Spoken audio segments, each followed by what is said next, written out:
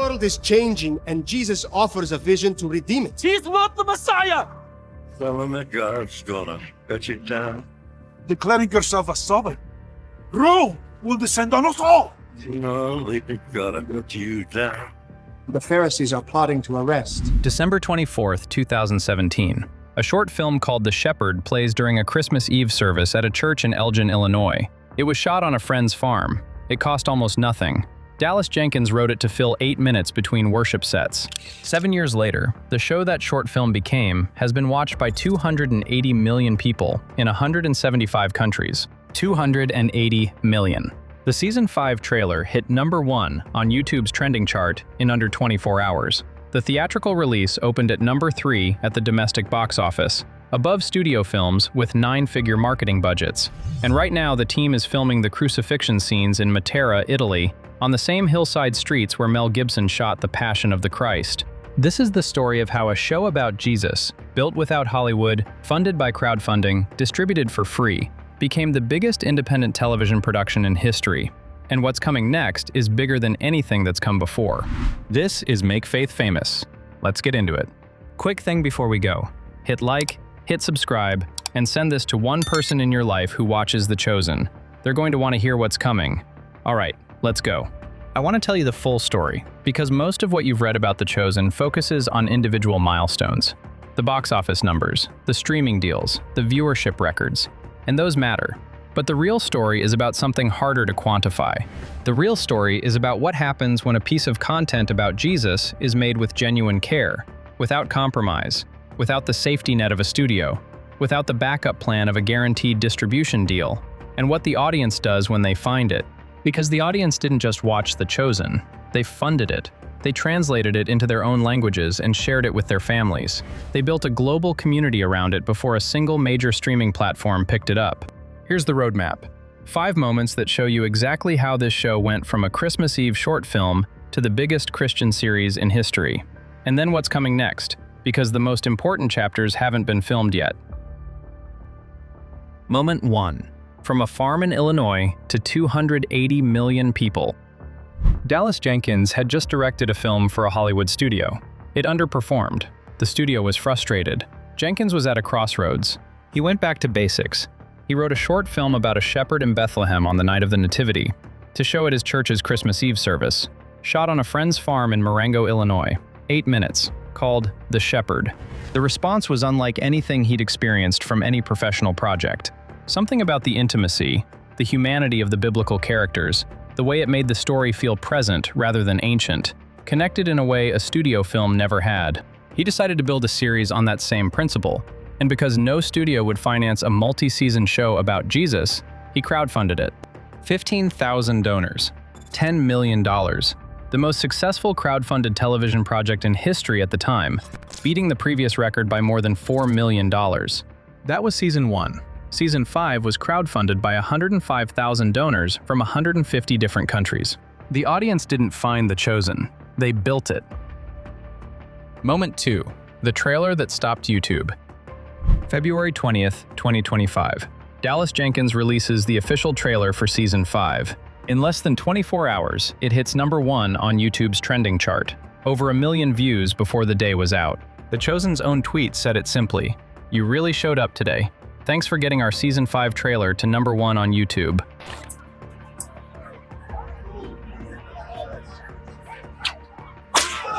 That's not a clip from a niche streaming service. That's the #1 video on YouTube, above every music video, every celebrity announcement, every mainstream entertainment release that week.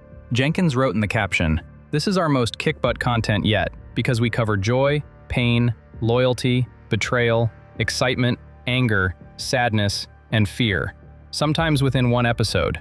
Season 5 covers Holy Week, the triumphal entry, Jesus clearing the temple, cracking a whip, flipping tables, Judas making his deal, the Last Supper, the arrest in the garden.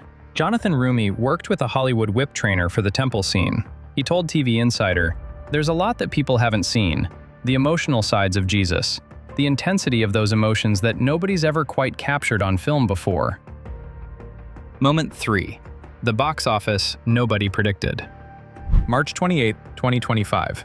The Chosen, Last Supper, Part 1, opens in theaters. On its first day, it grossed $5.1 million, the second highest gross of any film released that Friday. The only film that beat it was A Working Man, a major studio action release starring Jason Statham. Opening weekend, $11.49 million. Number 3 at the domestic box office. Parts 1, 2, and 3 combined grossed over $60 million globally. The entire franchise has now grossed over $120 million at the box office across all seasons. Fathom Events, the company that handles special theatrical releases, called it the biggest release in their history, a TV show about Jesus, outperforming theatrical releases from studios that have been in business for a century. Jenkins told Variety, "Visually speaking, if there's ever a season that you need to see on the big screen, it's this one. We got the turning over the tables of the temple, we got the Last Supper, we got the betrayal of Judas. These are big things, big themes, demands to be seen and heard in a room with other people." Moment 4. Season 6. They're filming the Crucifixion in Matera. Now, here's where it gets serious. Season 5 ends with Jesus' arrest. Season 6 covers the final 24 hours, the trial, the scourging, the walk to Golgotha, the crucifixion. Dallas Jenkins flew to Italy in the summer of 2025 to begin preparations for filming the Crucifixion. He gave an interview to Variety from Matera, the ancient hillside city in southern Italy where the production was setting up, the same location Mel Gibson used for The Passion of the Christ. Unprecedented in any portrayal of the crucifixion ever done. Jenkins has watched every Jesus film ever made. He's studied the biblical accounts in forensic detail. He's spent years building the most emotionally grounded depiction of Christ television has ever attempted. And he's saying what's coming in Season 6 surpasses all of it. He also told fans that Season 6 is the hardest thing The Chosen has ever attempted. The longest production, the most complex visual effects, the most emotionally demanding material for the cast. Jonathan Rumi has a personal spiritual advisor on set. The crew prays before filming the crucifixion sequences.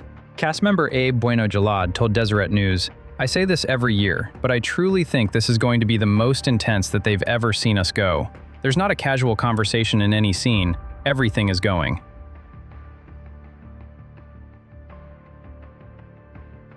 Surrender. That's the word Jenkins used to describe the theme. Jesus surrendering to something extraordinarily painful, and the disciples, confused and broken, having to surrender too. Jenkins said he hopes viewers come away asking themselves, can you surrender even when you don't always understand? That's not a TV show pitch, that's a sermon. Before we get to what happens after Season 6, drop a comment right now. Are you caught up on The Chosen? Or are you just discovering it today? I want to know where people are. And if this video is reaching someone who hasn't watched yet, Season 1 is completely free. Link in the description. Alright, back in. Moment 5. What happens next? Season 7, Joseph of Egypt, Bear Grylls, and the Universe. February 20th, 2026. ChosenCon in Charlotte, North Carolina. Dallas Jenkins reveals the complete roadmap for the next 3 years. The crowd erupts. He has to wait for them to settle before he can continue. Season 6, the Crucifixion season, premieres its first 6 episodes on Amazon Prime Video in fall 2026. The finale releases as a standalone theatrical film on March 12, 2027, a global event, simultaneously released around the world. Jenkins called it essentially a supersized episode that is going to be released as the theatrical global event all over the world. Season 7, the Resurrection season, begins filming in spring 2026. It covers the resurrection and the days after, the disciples on the road to Emmaus, Thomas asking to touch the wounds, the Great Commission, the Ascension. The show that started with a Christmas Eve short film on a farm in Illinois ends with the empty tomb. And beyond the main series, Jenkins has launched 5 and 2 studios to build what he's calling the Chosen Universe. Joseph of Egypt, a live-action spin-off co-produced with Amazon MGM, is already in post-production. The Chosen in the Wild with Bear Grylls arrives in summer or fall 2026. A series on Moses is in development. I want to step back from the numbers for a moment, because if we only talk about this show in terms of box office and viewership records, we miss the thing that actually matters. The Chosen has been seen by 280 million people. A third of them, almost 100 million people, do not identify as religious. 100 million non-religious people have watched a show about the life of Jesus. Multiple episodes, enough to come back. Jonathan Rumi said, "I think the world needs Jesus. We need more of Jesus. And I think it would be a different place if it had more in the culture." because ultimately he was the purest expression of love and sacrificial love and humility. I don't know how much credit I can take. I think God put me in his path for a reason, and to kind of watch him go through this evolution has been just a joy. And Vanessa Benavente, who plays Mary, said, "It still is mind-blowing to me how we could be reaching so many people. The corners this show has reached in the world, it's beautiful and it's inspiring." This show started because one filmmaker couldn't get a studio to say yes, so he went directly to the people who needed the story. And those people, 15,000 of them at first, 105,000 by season 5, spread across 150 countries, said yes on his behalf. That's not a streaming story, that's a revival story. And it isn't over.